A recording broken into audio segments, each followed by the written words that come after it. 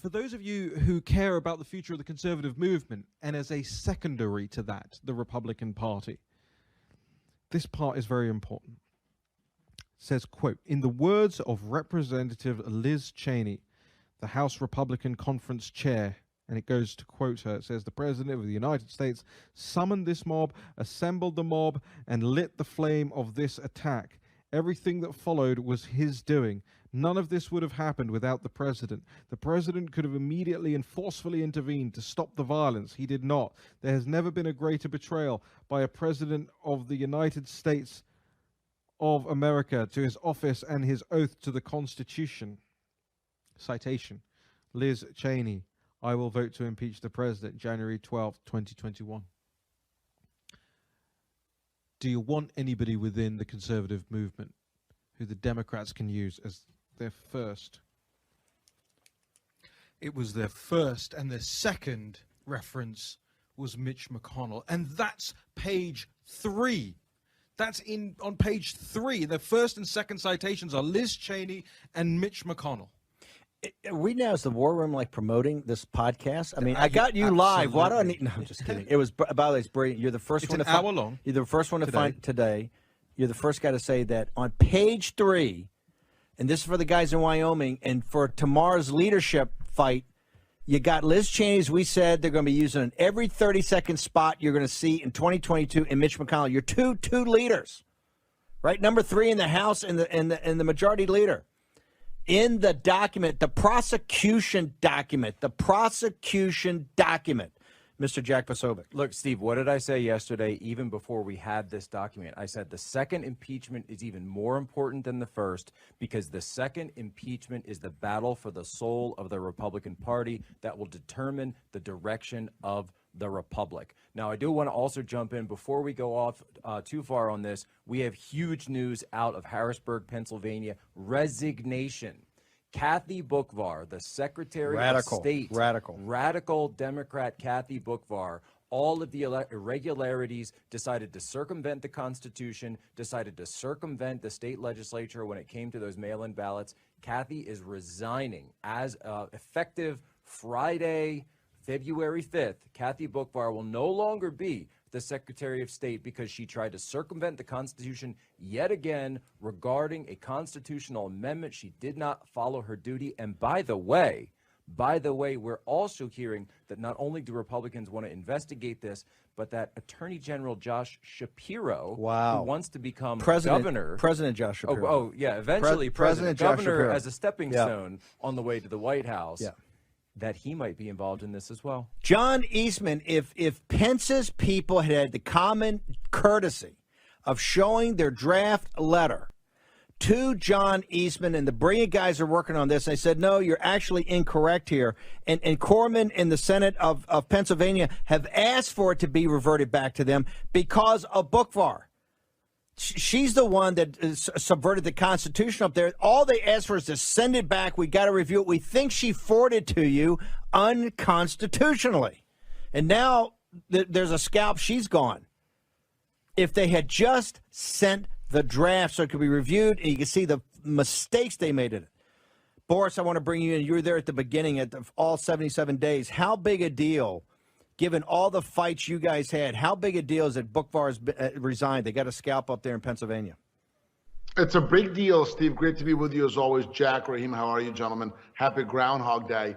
It's a great big deal because remember, Kathy Boockvar was the respondent on the Pennsylvania lawsuits. The lawsuit in federal court, the lawsuit in state court in Pennsylvania, the lawsuits that talked about the 700,000 mail-in absentee ballots that were counted without being supervised, the lawsuit that focused on Article 2, on her going against our Constitution and putting forward and imposing rules about the presidential election in Pennsylvania, even though it's only the legislature which is allowed to promulgate rules, to set in place rules about how presidential elections are held under Article 2 of the Constitution. So it's a big deal. And to me, it's an admission by the Democrats that they absolutely cheated in this election. Kathy Boockvar knows that something smelled up there in Pennsylvania, and she doesn't want to be around when the receipts fully come out.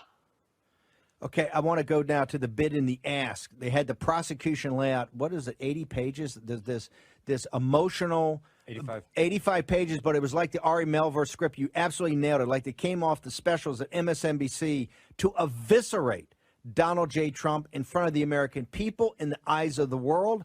And then you had the president's response. Tell us what the bid and the ask is in this, Mr. Boris Epshteyn.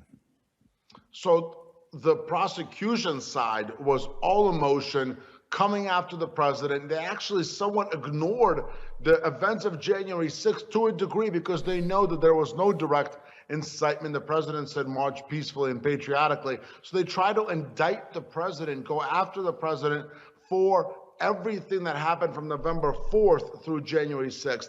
And they used that disgusting term, the big lie, coined by Adolf Hitler, to claim that election fraud and voter fraud was non-existent. Well, if it was a big lie, why is Kathy Boockmar in Pennsylvania resigning?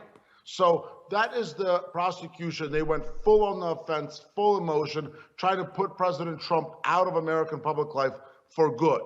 On the defense, there was a lot of focus on the constitutionality of the process, which we know it's unconstitutional to have a trial of a former president.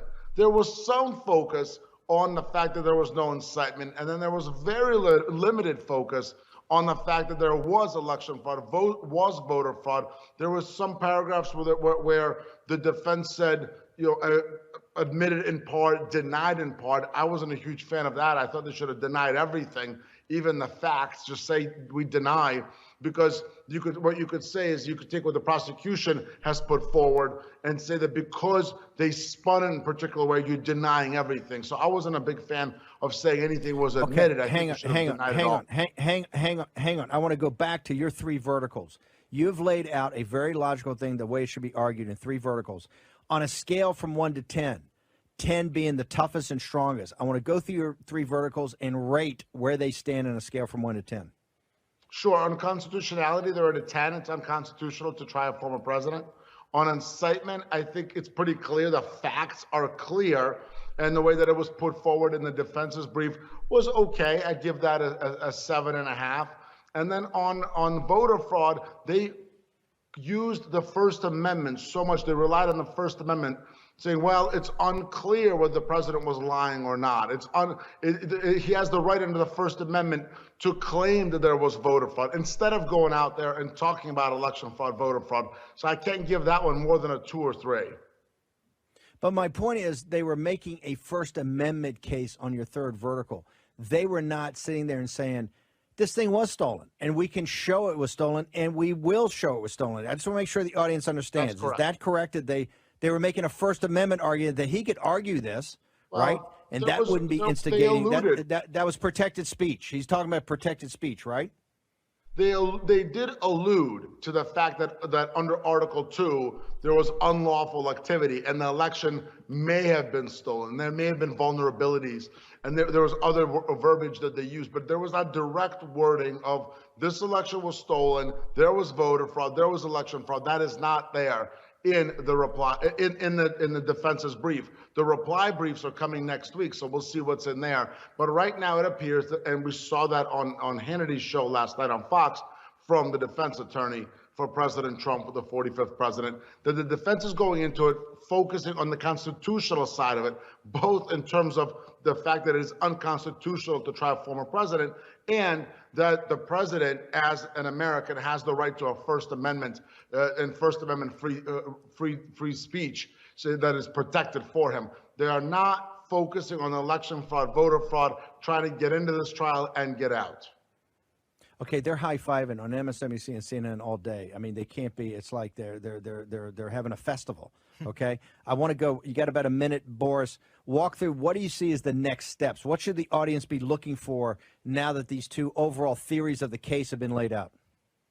As always, signal, not the noise, right, Steve? What they should be looking for is the prosecution now is going to put forward a more in-depth brief that's going to be due early next week on the 8th, then defense on the 9th, and then you're off to trials. But what you're going to see, I believe, is the Democrats coming in super hot attacking President Trump, attacking the MAGA movement, attacking everyday Americans, and saying all of this is terrible. Everybody should be condemned. Everybody who ever espoused MAGA views should be shamed. While the defense for the president, it appears as of now, is going to be saying we shouldn't be here in this format, in this forum. Let's get out of here. It's unconstitutional. Now, my other issue is, I agree it's unconstitutional. Why are we not in front of the actual courts claiming that it's unconstitutional and pushing for a temporary restraining order to put the charade to a stop? I think that's a necessary step that should be happening as well.